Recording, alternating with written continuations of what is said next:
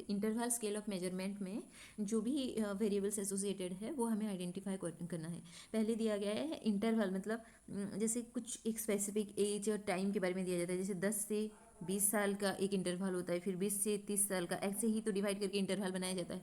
तो यहाँ जो time of the day in 24 hour format होता है और जो डेट ऑफ बर्थ होता है, ये दोनों आ जाएगा हमारा इंटरवल स्केल ऑफ मेजरमेंट में। लेकिन वेट और हाइट जो है ये दोनों नहीं आएगा, क्योंकि ये दोनों आता है हमारे रेशियो स्केल ऑफ जो हमारा स्केल होता है, रेशियो स्केल होता है, रेशियो स्केल में वेट एंड हाइट हो जाता है। तो ए एंड बी है हमारा ऑप्शन ए में, सॉरी ऑप्शन 1 में। तो हमारा ऑप्शन 1 जो है वो सही हो जाता है। यहाँ क्वेश्चन कहता है Sudhi's rank 7th from the top and 28th from the bottom, how many students are there in the class में। ऐसे क्वेश्चन में ये बहुत डायरेक्ट क्वेश्चन है। सपोज ये सुधीस है, ये टॉप में से अगर देखा जाए तो इसका रैंक आता है 7th, और बटम में से देखा जाए तो इसका रैंक आता है 28। तो ऐसे क्वेश्चन में क्या होता है, टॉप प्लस बटम -1, जो 7 प्लस 28 -1 हो जाएगा। तो ये हो जाता है 35 -1, 34 हो जाता है। 34 इसका आंसर हो जाएगा, जो कि ऑप्शन 1 में है। और टॉप और बटम ये अगर लेफ्ट और राइट दिया होता तो लेफ्ट प्लस राइट होता, और यहाँ टॉप और बटम दिया है तो टॉप प्लस बटम -1 हो जाता है। तो सही आंसर है 1, ऑप्शन 1 जो है हमारा 34, ये सही आंसर है। ये जो क्वेश्चन है, in Swayam Prabha video lectures are provided by. Swayam Prabha में वीडियो लेक्चर्स किसके द्वारा प्रोवाइड किया जाता है। इसका जो सही आंसर है ऑप्शन ए है, डीटीएच चैनल्स। ये डीटीएच चैनल्स का, डीटीएच का जो फुल फॉर्म है वो है direct to home. Direct to home है इसका फुल फॉर्म। और ये जो डीटीएच चैनल है ये लॉन्च होता है जीसेट 15 के द्वारा, जीसेट 15 के थ्रू। और इसमें है टोटल 40 चैनल्स। इसमें 40 चैनल्स में ये स्वयं प्रभा का जो लेक्चर्स है इसको रिलीज किया जाता है। तो इसका जो सही आंसर हो गया DTH channels. Question: According to UGC regulations 2018 on plagiarism, which of the following percentage of similarities in a research article would result in denial of 1 annual increment to a university teachers? कितना होगा तो ये 1 annual increment एक university teachers के लिए ban हो जाएगा। तो इसका जो सही आंसर होगा वो होगा 48%। ऑप्शन 3 में है जो 48%, क्योंकि ये होता है लेवल 1 का जो ये होता है 10 to 40% का जो प्लाजरिज्म से जब निकलता है तब ये 1 एनुअल इंक्रीमेंट एक यूनिवर्सिटी टीचर के लिए बैन होता है। और ये लेवल 2 का होता है। लेवल 2 का ये होता है, और ये होता है 40% टू 46%, सॉरी 40% टू 60%, 40% टू 60% जो होता है लेवल 2 का होता है। और लेवल 2 में 1 एनुअल इंक्रीमेंट को बैन किया जाता है, 1 एनुअल इंक्रीमेंट को यहाँ बैन किया जाता है। और 40 टू 60% में आता है 48%। तो ऑप्शन 3 जो है वो सही आंसर हो जाता है। तो ये क्वेश्चन है, which Indian act makes it illegal to knowing spread of computer virus spread करने का जो इलीगल ये है, कौन से इंडियन एक्ट में इसके लिए डिस्क्राइब किया गया है। तो इसका जो सही आंसर है ये है ऑप्शन सी में है, इंफॉर्मेशन टेक्नोलॉजी एक्ट 2000। ये याद रखने वाला क्वेश्चन है कि इंफॉर्मेशन टेक्नोलॉजी एक्ट 2000 में कंप्यूटर वायरस का इलीगल स्प्रेडिंग के बारे में बोला गया है। क्वेश्चन है, which of the following are the type of implicit memory. Implicit memory में इसमें से कौन सा आता है। इम्प्लिसिट मेमोरी किसका पार्ट होता है ना, लॉन्ग टर्म मेमोरी का पार्ट होता है, लॉन्ग टर्म मेमोरी का पार्ट होता है। और इसमें आते हैं प्राइमिंग आता है, फिर आता है प्रोसीजरल मेमोरी आता है। और प्राइमिंग जो मतलब नींव से सडन नींव जब स्ट्रॉन्ग किया जाता है तो उसका जो बेस जो है वो स्ट्रॉन्ग किया जाता है, तो वो इम्प्लिसिट मेमोरी में हो जाता है। प्रोसीजरल मेमोरी कुछ एक दो स्टेप्स करके जब कोई सीखता है तो वो भी इम्प्लिसिट मेमोरी में आ जाता है, इमीडिएटली वो सीखता है। फिर कंडीशनिंग, क्लासिकल कंडीशनिंग इफेक्ट, जो गलती कर करके फिर जो कोई सीखता है तो वो भी इम्प्लिसिट मेमोरी में आ जाता है। तो प्रोसीजरल मेमोरी, प्राइमिंग और क्लासिकल कंडीशनिंग इफेक्ट, ये तीनों जो आ जाता है वो इम्प्लिसिट मेमोरी में आ जाता है। तो हमारा बी, सी और आ जाता है ई। हाँ, बी सी ई आता है ऑप्शन सी में। तो हमारा ऑप्शन सी जो है वो सही आंसर हो जाता है।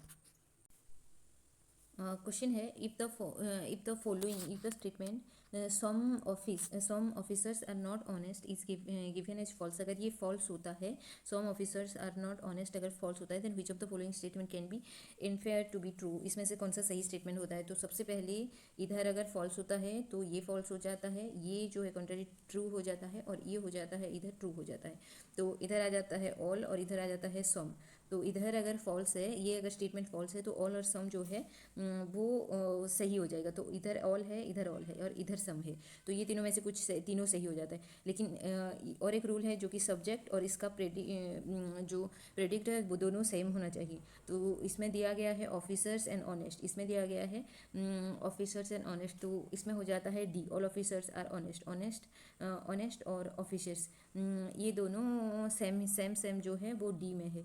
तो डी हो जाता है इसका सही आंसर, और बी हो जाता है, बी और डी हो जाता है, तो ऑप्शन डी जो है वो सही आंसर इसका हो जाता है।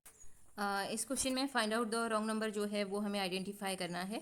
तो इसमें सीरीज चेक करना है, 6 18 90 690 6 18 90 630 6930 एंड 83,160। तो इसका जो सीरीज है 6 × 3 18 इंटू 590 90 इंटू 7 जो है 630 इंटू 11 6930 इंटू 11 के बाद 13 इंटू होने से ये हो जाएगा 90,090 हो जाएगा, जो कि ये सीरीज में ये गलत दिया हुआ है, क्योंकि ये सारे प्राइम नंबर इंटू होते जा रहा है, प्राइम नंबर की सीरीज में इंटू हो रहा है। तो हमारा जो रॉन्ग नंबर है इसमें ऑप्शन ए 83,160 जो है वो रॉन्ग नंबर है। ये क्वेश्चन जो है, ये क्वेश्चन में कह रहा है which of the following is included along the core value of promoted NAAC का जो फुल फॉर्म है national assessment and accreditation council, और इसका जो वैल्यू कोर वैल्यू क्या है, इसका कोर वैल्यू फर्स्ट है ऑप्शन में है इसका जो नेक का जो कोर वैल्यू क्या है उसमें पहला ऑप्शन में है फार्मिंग नेशनल एजुकेशन प्रोटोकॉल, नहीं नेशनल एजुकेशन प्रोटोकॉल वैसे कुछ नहीं है।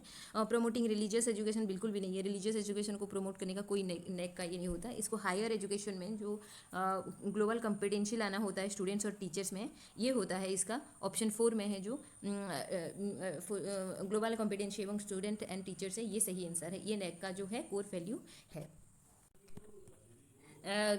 This question is according to National Education Policy 2020, which of the following universal human value will be considered as an integral part of holistic education। तो holistic education जो है 2020 के according, education policy 2020 के according holistic education में क्या क्या आता है। होलिस्टिक एजुकेशन जो होता है ऑलराउंड डेवलपमेंट वाला एजुकेशन होता है, जिसमें कि रेस्पेक्ट, इमोशन, स्पिरिचुअलिटी और कुछ करने का जो क्यूरियोसिटी, ये सब कुछ आ जाता है। तो इसमें ट्रूथ आ जाएगा, सिंपैथी नहीं आएगा, एम्पैथी होता तो बात अलग है, सिंपैथी नहीं आएगा, राइटर्स कंडक्ट ये आ जाएगा, नॉन वायलेंस आ जाएगा, साइंटिफिक टेम्पर आ जाएगा। तो हमारा जो ACDE है ये सही आंसर हो जाता है, ऑप्शन 3 में ये सही आंसर है ACDE। तो ये क्वेश्चन में है one of the subject taught at ancient Nalanda university में, इसमें से कौन सा सब्जेक्ट पढ़ाया जाता था वो हमें आइडेंटिफाई करना है। इसका जो सही आंसर सबसे पहले होगा ये एस्ट्रोनॉमी और मैथमेटिक्स होगा, ए और डी में है, जो कि ऑप्शन 4 में है, ए एंड डी, ये सही आंसर हो जाएगा। इसके अलावा जो नालंदा यूनिवर्सिटी में पढ़ाया जाता था वो बुद्धिस्ट स्टडीज़ किया जाता था, वैदिक स्टडीज़, फिलोलॉजिक, ग्रामर, लिंग्विस्टिक्स के बारे में, मेडिसिन के बारे में, और मैथमेटिक्स और एस्ट्रोनॉमी तो हम लोग इसमें देख लिए हैं। फिर law, fine arts, architectures, science and metaphysics. तो इसमें जो साइंस है, साइंस में वो ढेर सारे सब्जेक्ट है, इसमें केमिस्ट्री दे रखा है, इसी वजह से ये गलत होगा, अगर साइंस होता तो ये सही होता। तो इसके हिसाब से ए और डी जो हो जाता है ये सही आंसर हो जाता है। बी जो एस्ट्रोनॉमी और मैथमेटिक्स जो है वो ऑप्शन डी में है, ये भी सही आंसर हो जाएगा। और यहाँ मेटाफिजिक्स भी पढ़ाया जाता था, तो जो कि सी है, लेकिन केमिस्ट्री इसमें नहीं है, तो इसके हिसाब से बी भी नहीं होगा। तो जो ऑप्शन 4 है वो ए एंड डी वो सही आंसर हो जाएगा।